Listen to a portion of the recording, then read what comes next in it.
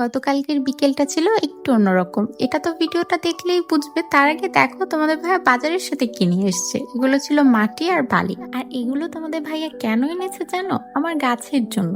তাই আমার এখন মনে হচ্ছে যে এভাবে চলতে থাকলে আমরা তো একটা ছোটখাটো নার্সারি দিয়েই ফেলবো। আচ্ছা, এখন বলি যে বিকেলটা কেন অন্যরকম ছিল। তোমরা তো জানোই যে আমি বিকেলের দিকে তেমন কোনো কাজ করি না, মানে সব কাজ সকালের দিকেই শেষ করে গোসল দিয়ে বিকেলে আমি একেবারে রেস্ট করি আর আমার পেজের কাজগুলো করি। কিন্তু আজকের পুরো ভিডিও জুড়ে আমাকে কাজ করতে দেখবে, যেগুলো আমি করেছিলাম গতকাল বিকেলে।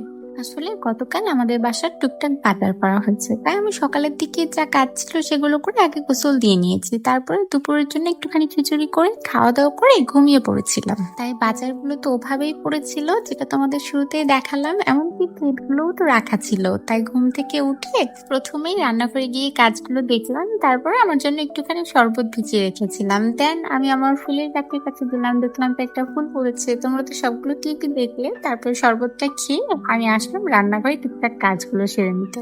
আর বাসার যে শুকনো জিনিসগুলো লাগে সেগুলো আমি স্বপ্ন থেকেই মাসের শুরুর দিকে অর্ডার করে দিই। এবারেও করা হয়েছে, যেগুলো প্রয়োজন ছিল বের করা হয়েছে, বাকিগুলো ওভাবেই পড়েছিল। তো কালকে সেগুলোকেও অর্গানাইজ করেছি। গতকাল বিকেলে তো একটুখানি চটপটিও করেছিলাম, তোমরা অলরেডি রিলস এবং ছবিতে দেখতেই পেয়েছো। তো আমার সেটারই সিটি আসলো। সকালের দিকেই ডাব্লিগুলো একটু ভিজিয়ে রেখেছিলাম। অবশ্য তোমরা যারা আমার ভিডিও দেখো তারা তো হয়তো জেনেই গিয়েছো এতদিনে যে আমি বিকেলের নাস্তার প্রিপারেশনটা সকালেই নিয়ে ফেলি। আর জানো, গতকাল তোমাদের ভাইয়া কাঁচা বাজারের থেকে যে মরিচগুলো এনেছে আমার ভীষণ পছন্দ হয়েছে। কেমন ছোট ছোট কিছু কিছু মরিচ তো আছে একদমই লাল টুকটুকে। আর এই যে দেখো, গতকাল যে বাজারগুলো রেখে দিয়েছিলাম আমার শাকগুলো কেমন নিতিয়ে পড়েছে। এজন্যই আমি চেষ্টা করি বাজারগুলোর সাথে সাথেই গুছিয়ে নিতে, বিশেষ করে কাঁচা বাজারগুলো। তবে ওই যে প্রতিদিন তো আর আমাদের এক চায় না, যেমনটা গতকাল আমার একদমই ইচ্ছে করলো না তাই ফেলে রেখেছিলাম। অবশ্য আমার মনে হয় মাঝে মাঝে এমনটা করাও ভালো, কেননা দেখো এই কাজগুলো তো কোনোদিনই শেষ হবার নাই, প্রতিদিন তো করতেই হবে, হতেই থাকবে। তো যাকে আর আমি যে গতকাল চটপটি বানিয়েছি যেন একদম সহজ প্রসেসে, মানে আমি ভীষণ ফাঁকিবাজি ভাবে এটা বানাই, কিন্তু খেতেও বেশ ভালো হয় মাশাআল্লাহ।